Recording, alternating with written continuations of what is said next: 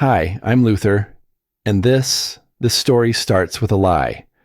Not the kind told to spare feelings, but the kind designed to erase someone. My parents brought home a box of chocolates from Switzerland. I gave them away to my brother's kids, thought it was nothing. The next day, my father called, and when I told him, he didn't speak. He screamed, and in that moment, I realized I wasn't just left out of the family. I was removed, on purpose. And those chocolates, they were never meant to be a gift. They were a test, a 120,000,001. And I failed it, because nobody told me I was being tested. Luther's apartment was quiet when I stepped in that Sunday evening, too quiet for someone who just left a family gathering. Houston's summer heat clung to my shirt, and I paused in the entryway, letting the door click softly shut behind me. I dropped my keys into the bowl by the door. The sound echoed more than I expected. My parents had returned from their overseas trip just 2 days ago. They'd been gone a full month, some cruise through Europe that Daryl had helped them plan. I only found out they landed back in Texas from a forwarded email. No call, no text. But Daryl, I heard he was on the phone with them almost every day while they were abroad. That wasn't unusual. That was just how it had always been. Daryl, the firstborn, the achiever, the golden son. I was the youngest, the quiet one, always the one who understood, the one who didn't need much. I'm 46 now, divorced, no kids. I design custom homes in a city where space is expensive and status is louder than the front porch swing. Most days I like my job. It's quiet work, like me. But coming home from dinner with my family, the quiet settled differently, like a weight. The dinner had started simple enough. I pulled up to the same brick house I grew up in. It hadn't changed. The trees were taller, sure. The driveway cracked a bit more. But the front door still had that gold lion knocker, and the welcome mat still read, "Bless this mess." Inside, the family had already gathered. Daryl's kids were wrestling on the couch. His wife, Monica, was fussing over the mashed potatoes. My mother called out from the kitchen, "Luther, you're late." "Sorry, traffic," I said, though I'd been sitting in the car outside for 10 minutes, just breathing. Dinner was set like a small Thanksgiving: roast, green beans, rolls stacked in a napkin-lined basket. Everyone had their place around the long oak table. I noticed immediately. Every seat had a name card. Daryl and Monica at one end. The kids. Mom. Dad. "Where should I sit?" I asked. Mom gestured vaguely. "Oh, just take that chair, hun." It was the old one. The wobbly folding chair that squeaked when you shifted your weight, pushed just slightly out of the circle near the edge of the sideboard. I sat, said nothing. Later, after the plates were cleared, Mom brought out a small box wrapped in foil paper. "We brought you something from Switzerland," she said. It was chocolates, handmade, dark brown, tucked in gold foil. "Thought you might appreciate something sweet after all that hard work," she added, smiling. "Thanks," I said, already knowing Daryl's kids had new tablets. Monica got a silver bracelet, and Daryl had unwrapped a sleek watch during dessert. Everyone oohed and awed over their gifts. Mine stayed on the table, untouched. Daryl quipped, "Luther won't even eat those. Man lives on black coffee and deadlines." They all laughed. I smiled hollow. Later that night, back in my apartment, I put the chocolates on the counter. In the morning, I brought them with me when I stopped by Daryl's house to drop off a blueprint. "Thought the kids might like these," I told Monica. By 10 a.m. the next day, I was drafting porch revisions for a client when my phone rang. "Dad." His voice was cheerful. "Son, how are the chocolates?" I didn't think twice. Oh, I don't eat sweets. Gave them to Daryl's kids. Silence. Then, you did what? It wasn't just anger in his voice. It was panic. Fear. His breath caught like he'd just been punched. I held the phone, frozen. They were just chocolates. No, they weren't. He hung up. I stared at the dead phone line for a long minute, the dial tone humming like it had something left to say. No, they weren't. His words looped in my head, scraping against my nerves like sandpaper. I wasn't even sure when I grabbed my keys, but by the time I blinked back to reality, I was already halfway down the stairs, car remote clutched in my hand. The Monday afternoon sun beat down through a thin haze, turning the Houston air sticky and thick. Traffic crawled, but I barely noticed. My hands were tight on the steering wheel, knuckles white. Dad hadn't raised his voice at me like that since high school. Not even when I told him I was divorcing Rachel. Not even when I skipped Thanksgiving 3 years in a row. This wasn't disappointment. This was something else entirely. I pulled into their driveway, the tires crunching softly on gravel. Their porch light was already on, though the sun hadn't yet dipped. That struck me as odd. Dad opened the door before I even knocked. He didn't say anything, just stood there stiff as a fence post, eyes red, mouth drawn tight. I couldn't tell if he'd been crying or just hadn't slept. I stepped past him with a muttered, "Hey." He shut the door behind me, slow and deliberate, like sealing us in. Mom was in the kitchen, pouring hot water over tea bags with hands that trembled too much for a Monday. She didn't look up. The whole room had the feel of a courtroom waiting for a verdict. "What's going on?" I asked, voice lower than I meant it to be.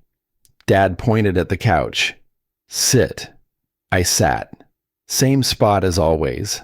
The damn chair. The wobbly one from the night before. I hadn't even realized it was still here. Pulled out just slightly from the table, like it had been waiting for me. That chair had followed me through every family holiday, every birthday dinner. Always off to the side, always just slightly apart. "Who exactly touched the chocolates?" Dad asked. "What?" "The box. Who opened it? Who handled it?" I blinked. "Daryl's kids. I left it with Monica. I think they already... What is this?" His face dropped. He slumped into the recliner like the weight of something unseen had finally won. Mom placed the tea on the table, but didn't touch hers. Her voice came out small. "This is bad. Very bad." "You're starting to freak me out," I said, trying to laugh, but the sound fell flat. "They were just chocolates." Mom shook her head. "They weren't just chocolate." I stared at her. "Then what the hell were they?" Dad exhaled hard through his nose and stood. "I need to make some calls."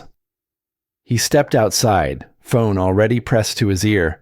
I watched him pace across the porch, his voice low but fast. My palms were damp. I rubbed them against my jeans and glanced around. Something felt off. That's when I saw the office door slightly ajar. It was never left open. Growing up, that room was sacred ground. Dad's retreat, Mom's bookkeeping, hub, the place kids weren't allowed unless summoned. I got up, walked to it slowly. The wood creaked under my step. Inside, the desk was cluttered, folders, a laptop, mail. One folder was angled toward me like someone had just left it there. I leaned in. The tab read, "Estate Transition, Preliminary Draft." My stomach dropped. I pulled it open. Inside were printed emails, notarized forms, something in German, and a scanned document titled Legacy Token Allocation. "What the..." The front door opened with a bang. Daryl's voice rang out, all smug and sunny. Well, Heard you made quite the scene over some candy." He didn't knock. He never knocked. He just walked in like he owned the place. His wife Monica followed behind him, her smile tight and her eyes darting. Their kids were bouncing behind her, already halfway to the kitchen. I turned to look at him. His eyes flicked to the folder in my hand. He didn't flinch. "You knew," I said. Daryl tilted his head. "Knew what? That you'd screw up even a box of candy?" "Enough," Dad's voice boomed from the door. He walked in, voice fraying at the edges. "Tell him," Mom said quietly. Dad sat down, folded his hands, looked older than I'd ever seen him.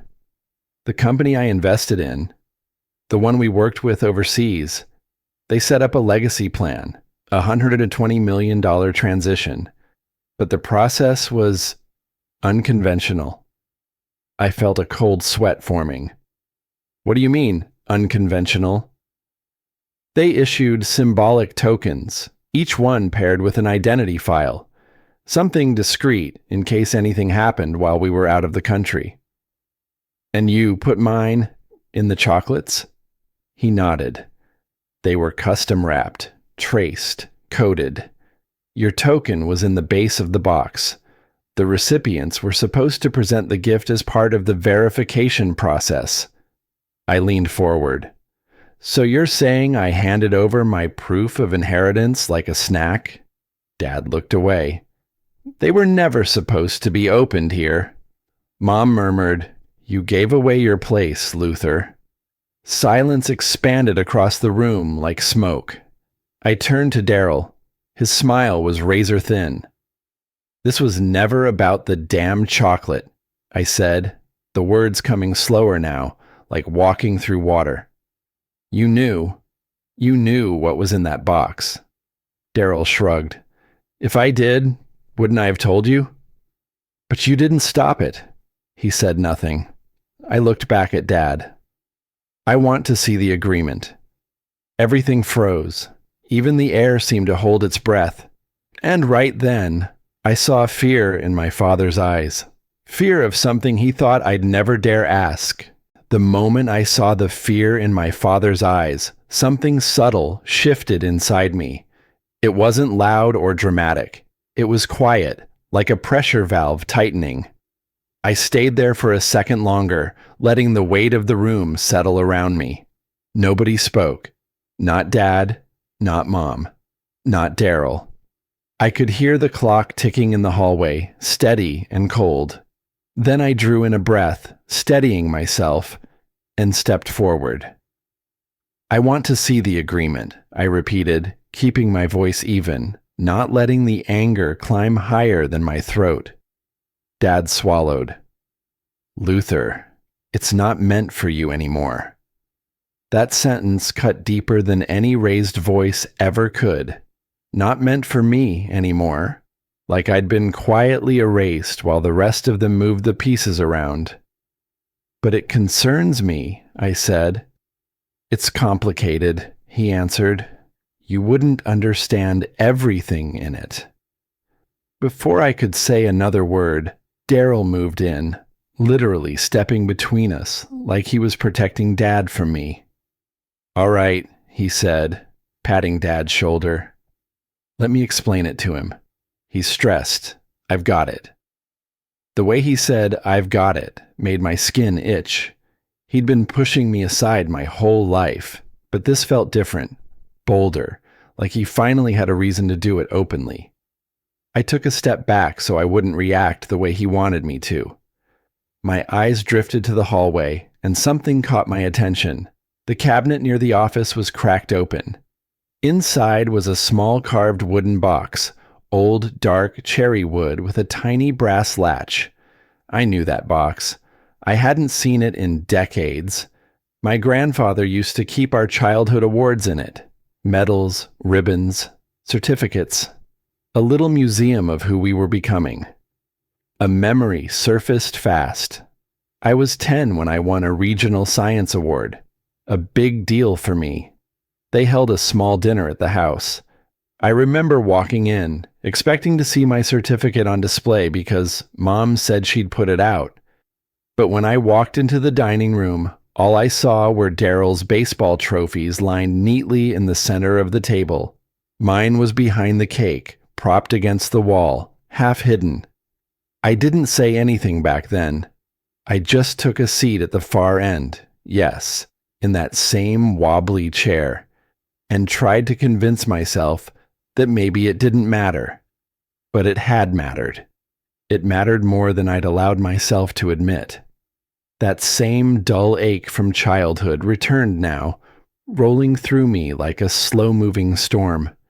The present snapped back when I heard Mom whisper, "He wasn't supposed to know about the clause yet." I froze. What clause? She didn't answer. She stared at the floor like she wished the boards would swallow her whole. Daryl chuckled under his breath. "You might as well tell him." Then he turned to me with that crooked half-smile he wore whenever he felt smart. "The clause that puts the entire overseas estate in the hands of whoever presents the token first." Blinked. "The token? The one inside the chocolate box?" "Yep, and you handed yours off like it was nothing." His tone wasn't cruel on the surface, but it dripped with something worse. Satisfaction. "You knew about this," I said softly. Daryl shrugged. "I pay attention. Maybe you should have." Dad pinched the bridge of his nose. "Enough, Daryl." "No," I said. "Let him talk. He seems to know everything I wasn't told." Daryl lifted his hands as if to say, "What can I do?" But his smile didn't fade. I looked back at my mother. "You all knew there was a clause tied to a token. Why didn't anyone tell me?" Dad's voice came out tired. "Because you've always lived simply, son. You never needed this kind of pressure. Daryl's involved in business. You're—" "Not him," Daryl finished for him. The words weren't loud, but they hit like a hard shove. Mom moved around the kitchen, and I noticed she set out tea again. 3 cups. 1 for Dad. 1 for her. 1 for Daryl. None for me. She probably didn't even notice, but the message came through anyway. Monica, who had been quiet until now, muttered, "Some people aren't meant to handle responsibility." She didn't look at me when she said it. That somehow made it worse. In the next room, Daryl's kids giggled about something on a tablet. The sound floated into the tension like a reminder that joy lived in this house. Just not for me. I exhaled slowly and pushed myself up from that same old chair. It creaked under me one more time, as if complaining. Maybe it was tired of holding me the way this family was tired of dealing with me. "I'm going to see the agreement," I said. "If it decides my future, I'll see it, one way or another." Daryl leaned in slightly, lowering his voice. "Good luck." He said it in the kind of tone people use when they want you to fail. I walked toward the front door, each step pulling me farther from the life I thought I understood, and closer to something that suddenly felt dangerous. When I stepped outside, the late afternoon light felt harsher than usual. The air smelled like rain that hadn't fallen yet. One thought hit me with the force of truth. Someone in that house wanted me to lose, and they'd wanted it for a very long time. By the time I pulled into my driveway, night had settled over the neighborhood like a heavy blanket. Porch lights flickered on here and there, casting long, crooked shadows across the sidewalks. I sat in my truck for a while, hands gripping the wheel, still feeling the imprint of that house, the tension, the stares, the words they didn't say but meant anyway. I didn't even realize how long I'd been sitting until the interior light timed out and left me in darkness. For the first time in years, I felt the urge to stop being quiet. Inside, I dropped my keys on the counter, kicked off my shoes, and went straight to the kitchen table. I didn't bother turning on the TV or flipping through mail. I pulled my laptop toward me and opened it like I was opening a sealed box I'd been too afraid to look in before. I wasn't sure what I was looking for. All I knew was that I couldn't sit with silence anymore. Not tonight.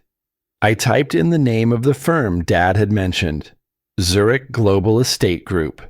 Their homepage loaded with polished photos, marble lobbies, and mission statements dripping with phrases like legacy guardianship and identity restricted transfer protocols. It didn't look like a place you called up for a basic will. This was a vault. You don't hire them unless there's something big to protect or to hide. My brow furrowed. Why did they need something this elaborate? And why go through the trouble of embedding a token in a box of Swiss chocolates unless they were trying to mask it? I moved on to my email, sifting through folders. Nothing recent stood out. But then I remembered my old business account, one I hadn't touched since I left that architecture firm 6 years ago. I guessed at the password. Third try worked. Same lazy combo I used for everything back then. Inbox loaded. At first glance, it was just old newsletters, HR memos, expired logins. But something made me scroll farther, toward the archived section. That's when I saw it. Subject, regarding Luther's eligibility. The sender? My father. It was from almost 7 years ago.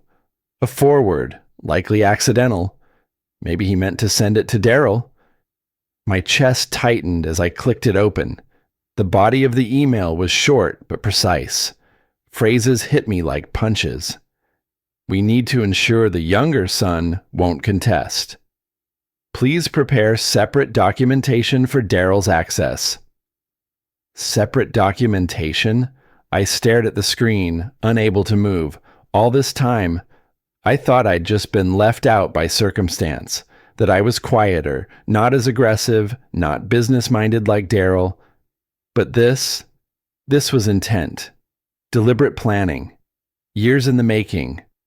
I sat back, my mind drifting again. A flash of memory. 25 years old, still green but ambitious, asking Dad if I could sit in on one of his international project meetings. He smiled, patted my shoulder, and said, "It's too complicated for you, son." I'd believed him.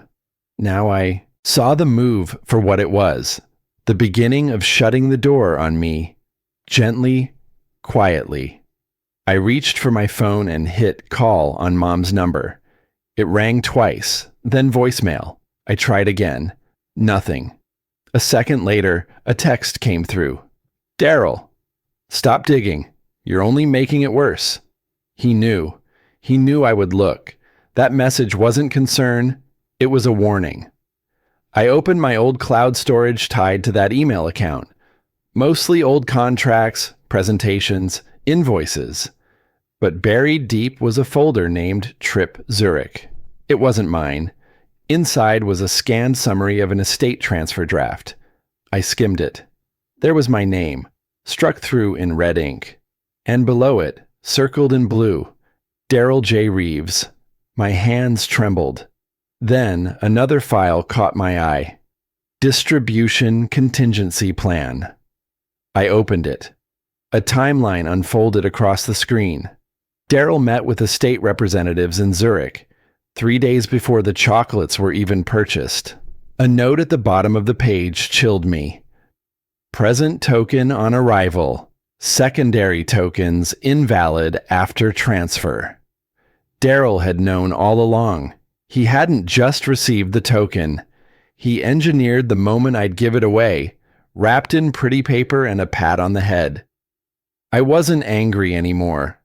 I was calculating. This wasn't a miscommunication. This wasn't a mistake. It was betrayal, meticulously planned and quietly executed. I pulled out a notepad, scribbling everything I'd found, time-stamping emails, organizing documents into folders. copying backups onto a flash drive. I wasn't going to lose again. Not because I didn't know, not because I stayed silent. I wrote one sentence at the top of the page. For once in my life, I will not be the one caught unprepared. It was past midnight by the time I stood up. I felt something new. Not just pain, but steel, resolve.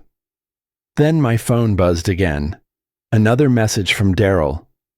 If you show up tomorrow, you'll regret it. I stared at the screen, then whispered to the quiet room. We'll see. The next morning, I left earlier than I needed to. The air was cool, heavy with the smell of wet pavement from the light drizzle overnight. I barely touched the coffee in my travel mug, just held it like an anchor as I drove in silence, the manila folder on the passenger seat feeling heavier than any blueprint I'd ever carried. This wasn't just paper, it was proof. Or so I thought. When I pulled into my parents' driveway, I noticed something off. All the cars were already there. Daryl's SUV parked snug like he'd never left, Mom's sedan, even Jenny's minivan. The curtains in the living room were open, but no one stood by the window. It was too quiet, too still. They were waiting. Inside, the house smelled like toast and lemon cleaner. I hadn't even set the folder down when my father's voice called from the living room. Luther, we're in here. I walked in and immediately felt like I was stepping onto a stage. Everyone was seated, Daryl next to Dad, arms crossed, legs wide. Mom sat further back, near the hallway, eyes glued to her lap. Even Jenny was there, pretending to scroll through her phone but not really looking at anything. The only empty seat was the wobbly one. Of course, I stood instead. Dad cleared his throat. We figured it was time we had a proper family discussion. Daryl nodded like he was some kind of partner.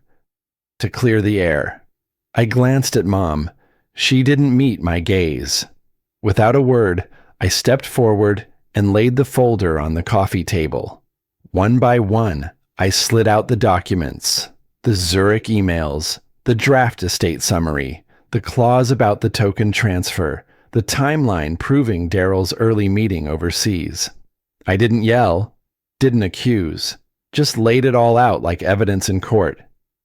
This, I said, pointing to the draft, shows you removed me from the estate before I ever even knew it existed.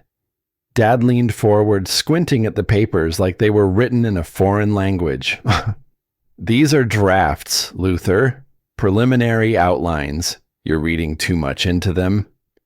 Daryl chuckled under his breath. You always do. I ignored him and turned to Mom. You told Dad I wasn't supposed to know about the clause yet. Why? She stayed silent. I didn't misunderstand this, I said. I was kept out. Dad's voice turned sharper. We didn't tell you because you complicate things. Always have. You overanalyze, make everything harder than it needs to be. My chest tightened. That sentence landed harder than all the others. It was the voice of childhood, of every moment I'd been told to stay out of the way, be less, need less. Daryl stepped in again. You gave the token away. That proves you're not capable of handling responsibility like this. I shook my head. I didn't know what it was. None of you told me. Daryl smirked, cold and confident. And that's exactly why you weren't chosen.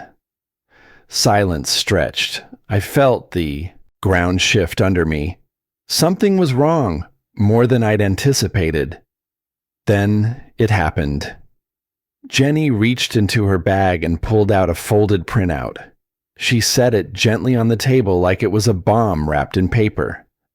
It's an email, she said, from years ago. Luther said he didn't want anything to do with the family business. I leaned over and scanned the page. It was from an old email of mine. The formatting was familiar.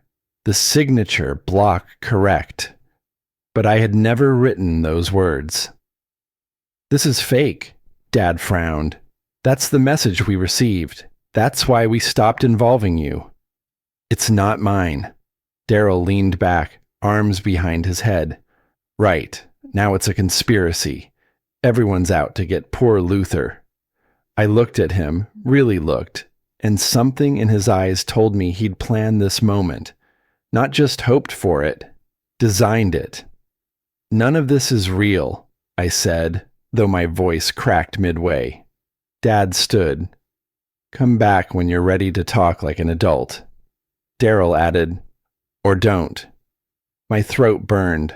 I nodded slowly, stepped back, then turned and walked out. The hallway felt longer than it should have. My shoes were too loud against the floor. My fingers were shaking, though I didn't know if it was from anger or something worse. Outside, the air felt thinner. I leaned against the car door, folder clutched to my chest like it might still save me. I'd brought the truth with me, but they didn't want truth. They wanted silence. And suddenly, I understood something that had always sat at the edge of my mind but never fully formed. They didn't misunderstand me. They chose to erase me. The drive back to my apartment felt longer than usual, even though the streets were the same ones I'd taken 1,000 times. Every stoplight lingered.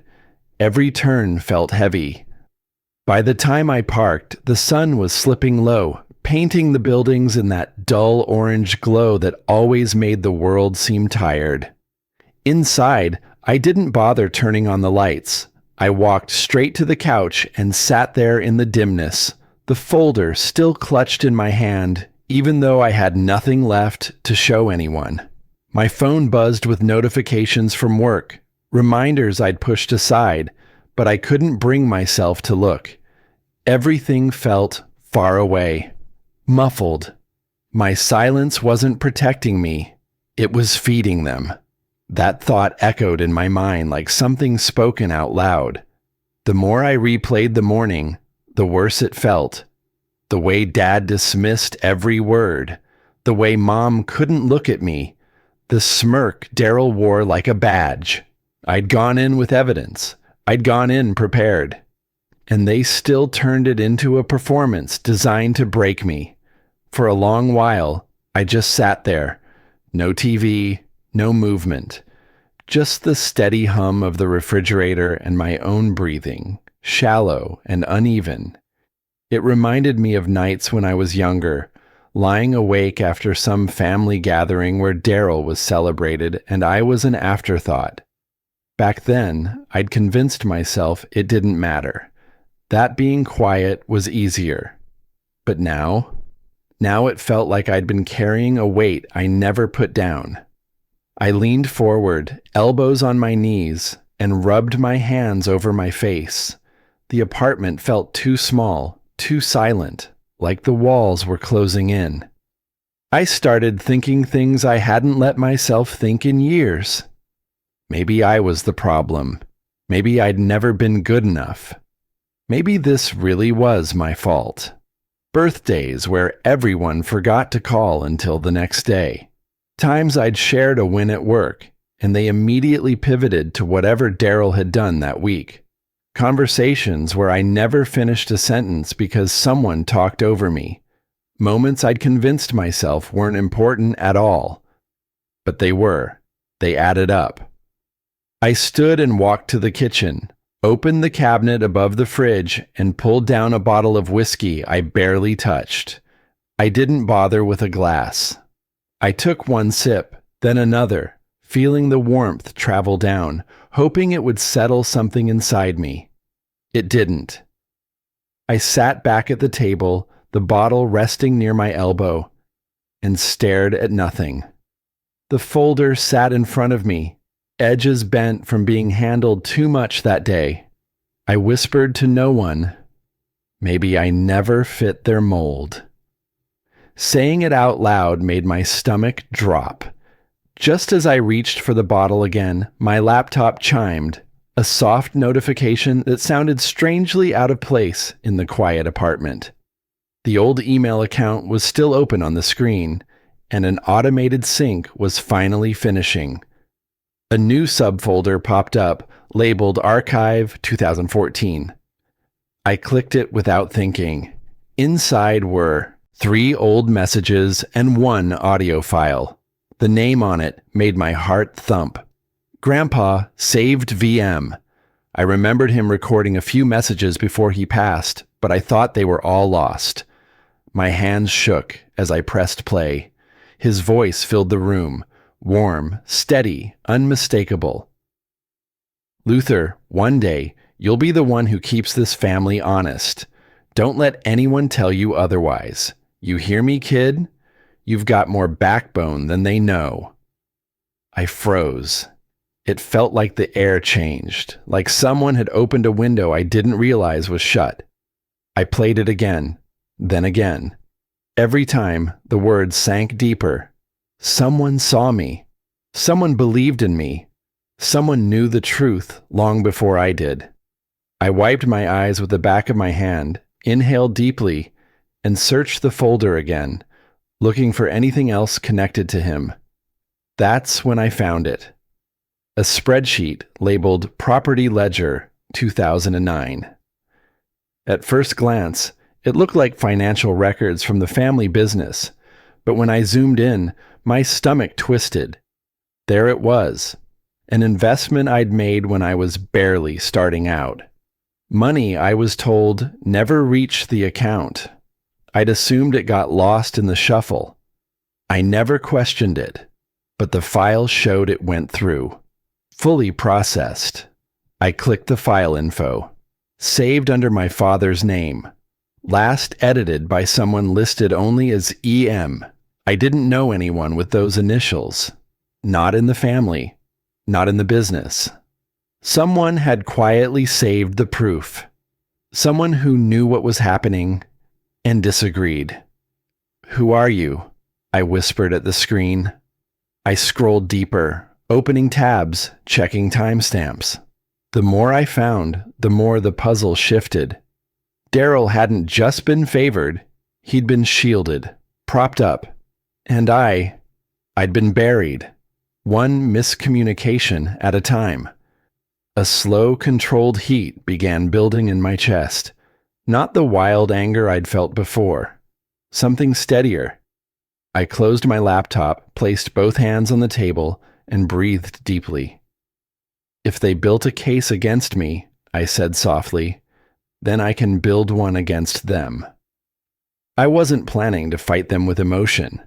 Not anymore. I'd fight them with truth, with documentation, with everything they thought I was too passive to notice. Just then, my phone buzzed, a text from an unknown number. "You don't know the whole story. Meet me tomorrow morning. I can explain everything." I stared at it, reading it twice, 3 times. I wasn't alone after all. Someone out there knew what was happening. Maybe someone inside the family. Or someone who'd watched from the shadows like I had. Either way, the message lit something inside me. A spark I hadn't felt in years. And seeing that message, I realized I wasn't as alone in this fight as my family wanted me to believe. The cafe sat tucked behind an old laundromat, barely noticeable from the street. I pulled into the lot just past 9 a.m., the morning sun already heating the pavement. I sat in the car a moment longer than I needed to, staring at the entrance, tapping my thumb on the steering wheel. I hadn't told anyone where I was going, not even my assistant at work. Not after that message. "You don't know the whole story. Meet me tomorrow morning. I can explain everything." That was all it said. No name, no context, just a time and a location. And yet something in me knew. This wasn't just a prank or mistake. Whoever sent that message had been watching from the sidelines longer than I realized. I stepped inside. The cafe smelled of old wood and burnt espresso. Soft jazz played over hidden speakers, and only a few early risers lingered at their tables.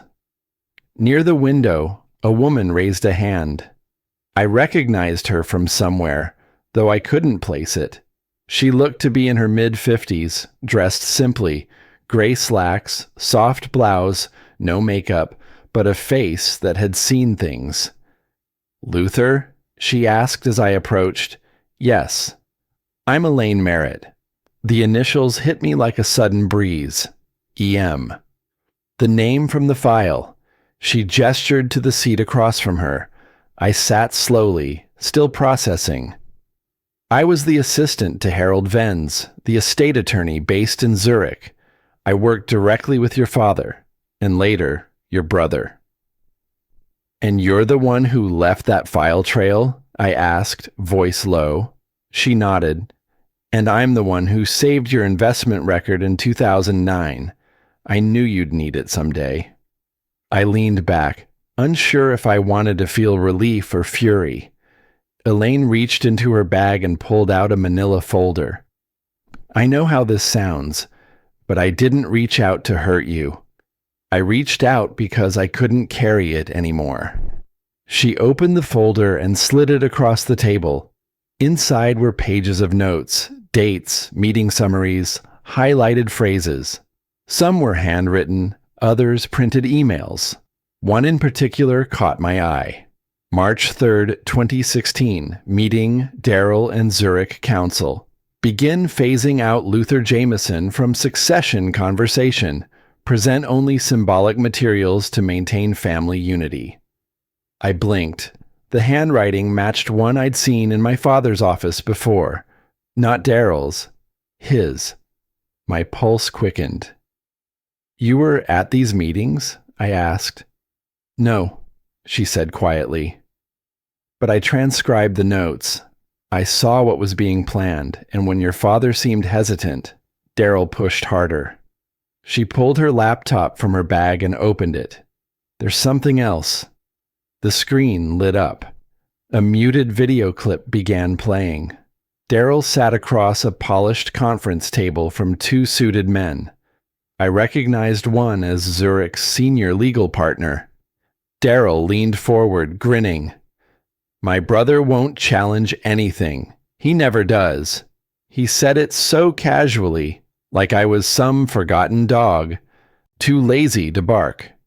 My throat went dry. Elaine tapped the trackpad again. A second clip began. This time, my father was there. Shoulders slumped, hands folded tightly. The attorney asked, "Are you certain both sons understand the inheritance structure?" Before my father could answer, Daryl cut in. "Yes, Luther agreed earlier that he isn't interested." My father's silence was deafening. Not even a blink of disagreement. "He never corrected that?" I asked. Elaine shook her head. "Not once." I looked down at the documents again, trying to find a crack, a flaw, some reason this couldn't be real. Elaine spoke gently. "Your father didn't throw you out, but he didn't stop it either. That's the kind of betrayal that doesn't make headlines, but it leaves scars all the same." I sat still, shoulders tight, jaw clenched. I felt like I'd been punched in the stomach, but the pain was familiar. It was just clearer now, sharp, focused. For years, I'd told myself they just didn't see me. The truth? They'd worked hard to erase me. Elaine placed a small USB drive on the table. "It's all here. Documents, videos, backup copies. Use it if you decide to challenge the arrangement. Legally, you have standing. Especially with what they tried to hide." I stared at the drive. I didn't reach for it yet. "Why now?" I asked her. "Why help me?" She sighed. "Because I worked for that family for 12 years. I saw too much, and I watched you become the scapegoat for decisions you never made. Someone needs to put the truth on record. If that's you, then I'll stand beside you when it counts." For a long time, we just sat there. The cafe had filled a little more. People came and went, laughing, typing, clinking their coffee mugs, but I felt like I was in another world entirely. At last, I picked up the USB. "This changes everything," I said. She nodded. "It should." I thanked her, not just for the files, but for choosing to speak when everyone else stayed silent. She gave a soft smile, then stood to leave. Outside, I took a deep breath and let the sunlight hit my face. I felt different now, not better, not healed, but no longer drowning. Then my phone buzzed. A new message, this one from a familiar number. "We need to talk. Tonight." It was from my father. I stared at the screen for a long time. Then I slipped the phone back into my pocket and kept walking. And I knew that meeting wouldn't be a conversation. It would be a battlefield. I parked a block away from the house. The driveway was already full. Daryl's car front and center, just like always. I took a slow breath, steadied my grip on the folder beside me, and started walking. Every step felt like it echoed louder than the last. The sun had dipped low, casting long shadows over the front lawn. The porch light wasn't on, but the curtains were open. They knew I was coming. When I opened the front door, no one greeted me, but they were there, in the living room, seated like a tribunal. My father in his recliner, arms crossed. Daryl standing just off to the side, near the fireplace. My mother on the couch, eyes down, fingers clasped tight in her lap. The air was tight, like the room had been holding its breath. My father started first. "Luther, this has gone too far." I closed the door behind me and walked in slowly, calm but with my chest burning. "Not far enough," I said quietly, setting the folder on the coffee table. Daryl chuckled, dry and sharp. "This again? You're wasting everyone's time." I didn't answer him. I pulled the first set of documents from the folder and placed them on the table. Zurich correspondence, meeting summaries, the printed financial ledger. Then I took out my phone and placed it beside them. Father leaned forward, squinting at the papers. Mother didn't move. "What is this?" he asked. "Evidence," I said, "of what you let happen, and what he," I pointed to Daryl, "orchestrated." Daryl scoffed. "Oh, come on. You printed emails? You want us to believe some PDF is supposed to undo years of family decisions?" "It's not just documents," I said, tapping the screen of my phone. "It's your own words, your own choices." I pressed play. Daryl's voice filled the room. "My brother won't challenge anything. He never does." My mother gasped. My father went pale, sinking back into his seat like the weight of those words had just struck him full in the chest. Daryl's mouth opened, then shut again. He looked at me, then at Dad, then back at me, speechless. "You said that?" my father asked, voice unsteady. Daryl didn't answer. "How long?" Dad whispered. "How long have you been doing this behind my back?" Daryl took a step forward. "You let him back in this house just to be manipulated? These videos, these files, they're doctored. He's trying to twist everything." "You mean like you did?" I said. "You've been rewriting my place in this family for years. You removed my name from our records. You told legal counsel I'd opted out when I hadn't even been told what I was part of." I opened the next file, the second Zurich video. Daryl again, answering before my father had the chance to speak. "Yes, Luther agreed earlier that he isn't interested." The room went dead silent. My mother started crying, quietly, no outburst, just steady tears running down her cheeks. My father's hands trembled on the arms of his chair. "You never said anything?" he asked Daryl. Daryl's voice was tight. I did what needed to be done. Luther was never going to step up. He's always been... Stop, my father cut in. Just stop. I stepped forward then. I never agreed. I never stepped away. You decided I didn't matter, and you counted on me staying silent. I pulled out the final piece, the ledger showing my initial investment, the one I was told had vanished years ago. This is the money I put into the company. The money you told me disappeared in processing. It's here, documented, hidden, preserved by someone who couldn't stomach what you did. Then I played the voicemail. My grandfather's voice crackled through the room. One day, you'll be the one who keeps this family honest.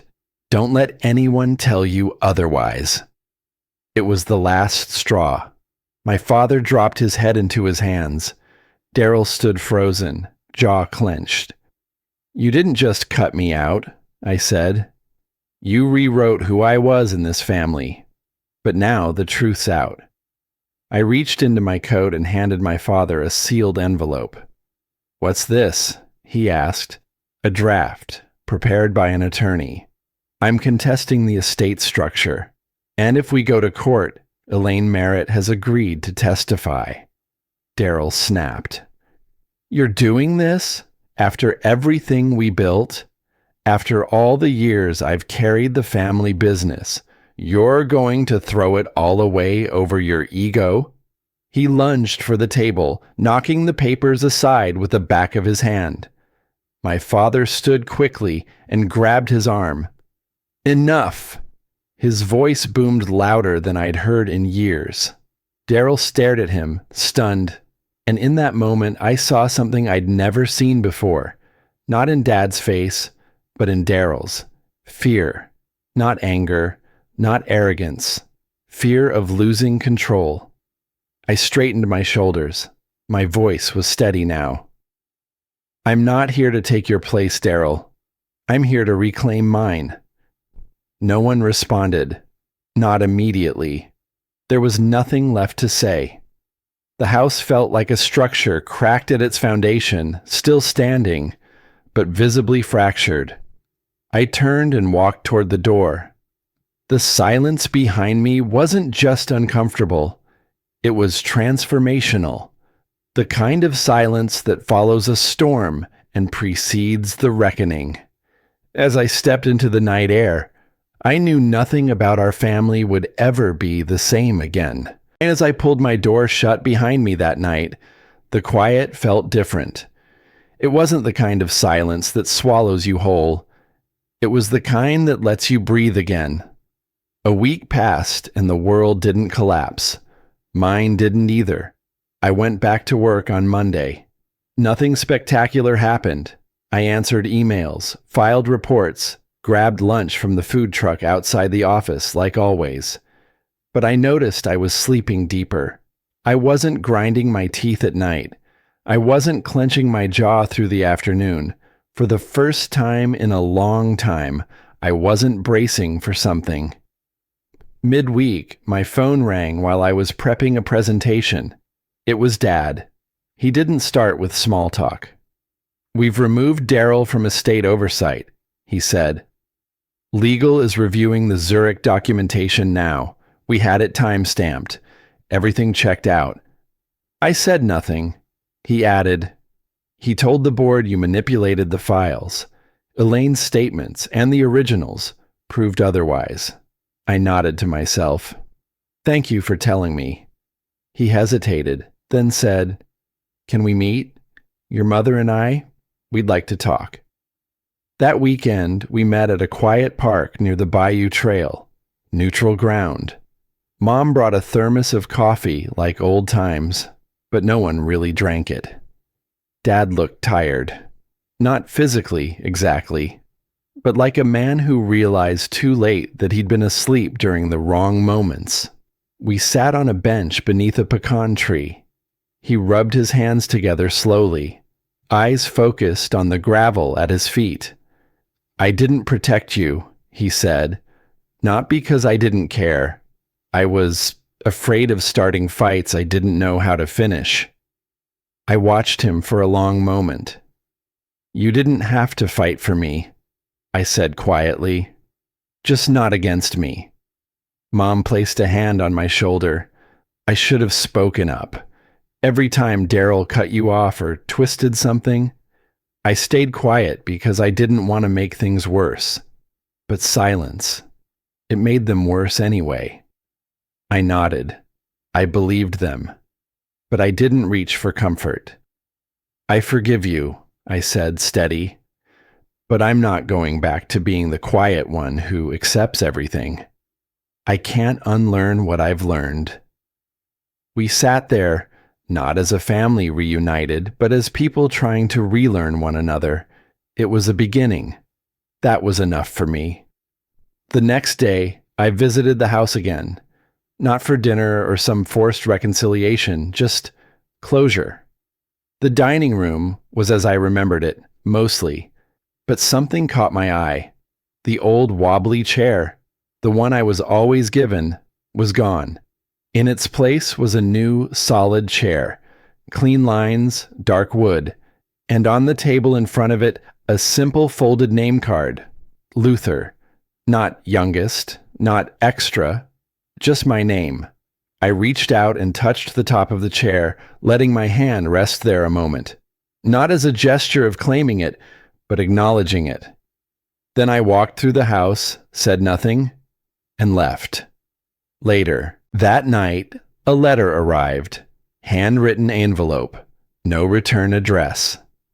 I opened it on my kitchen counter, unsure of what to expect. It was from Elaine. "Luther, truth has a way of finding the right time to be seen. I'm relieved you stood tall when it mattered most. Enclosed is something your grandfather once gave me to hold. I think he meant it for you all along." Elaine inside was a yellowed page, folded in thirds. His handwriting, unmistakable. "Don't dim your light for their comfort." I read it 3 times. I set it beside my coffee maker, where I'd see it every morning. That night, I didn't go out. I didn't celebrate. I made myself a simple dinner. Grilled chicken, rice, and sautéed greens. And before I sat down, I placed a small box of chocolates next to my plate. The kind I used to sneak as a kid, the ones that always seemed to disappear before I got more than one. I didn't open them. I just let them sit there, a quiet symbol. "This time," I whispered to myself, "they're mine." And for the first time in my life, I wasn't the youngest son in the corner. I was the man who finally stood up. And that's where my story truly begins. But before I tell the next part, I need to take you back to the moment everything changed.